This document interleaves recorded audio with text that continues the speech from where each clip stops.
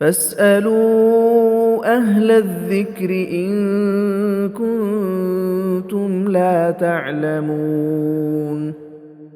السلام علیکم ورحمۃ اللہ وبرکاتہ۔ ناظرین، علماء سے روبرو کے محفل میں ہم آپ تمام کا استقبال کرنے جا رہے ہیں اور ہمارے ساتھ جڑے ہوئے ہیں شیخ حسین مدنی حفظہ اللہ، صدر فتویٰ بورڈ تلنگانہ۔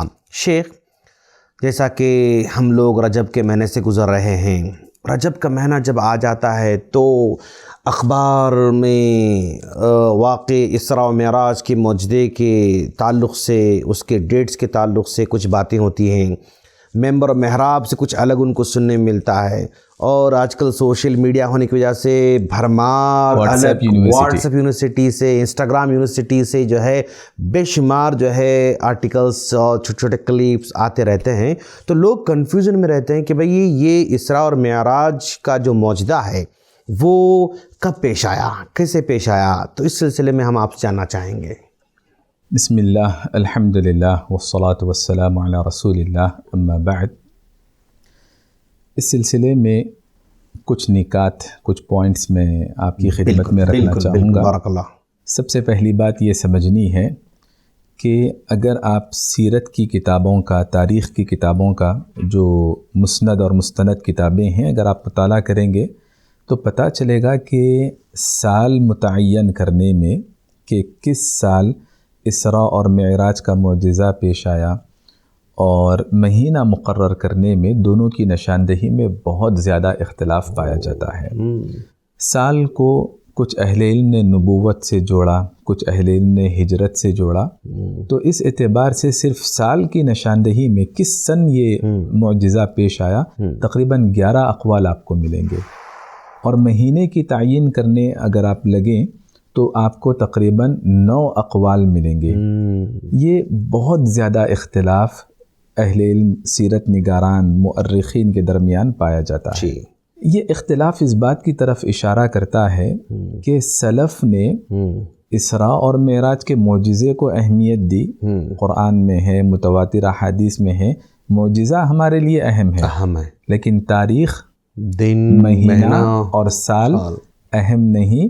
اگر اہم رہتا تو اتنا اختلاف نہیں ہوتا۔ کیا بات ہے، ماشاءاللہ، بارک اللہ۔ جیسے دن اور رات کی 5 نمازیں ہیں، کوئی اختلاف نہیں۔ رمضان کے روزوں کی تعداد ہے، شوال کے روزوں کی تعداد ہے، ایام بید ہے، کوئی اختلاف نہیں۔ بالکل۔ تو اہمیت کی حامل کوئی چیز ہوتی تو اس انداز سے تعین میں، مقدار مقرر کرنے میں یا نشاندہی کرنے میں اختلاف نہیں رہتا۔ دوسری بات سمجھنے کی یہ ہے کہ اہل علم میں امام ابن العطار رحمہ اللہ نے یہ بات بتائی کہ اسراء اور معراج کا معجزہ ماہ رجب میں پیش نہیں آیا۔ امام ابن دحیہ الکلبی رحمہ اللہ نے یہ بات بتائی کہ اگر کسی نے یہ دعویٰ کیا کہ ماہ رجب میں یہ معجزہ پیش آیا تو یہ سراسر جھوٹ ہے۔ یہ الفاظ اس امام نے ادا کیے۔ اب سوال یہ پیدا ہوتا ہے کہ جب رجب میں پیش نہیں آیا اور ایسا کہنا غلط بیانی ہے تو کس مہینے میں پیش آیا؟ راجح قول کیا ہے؟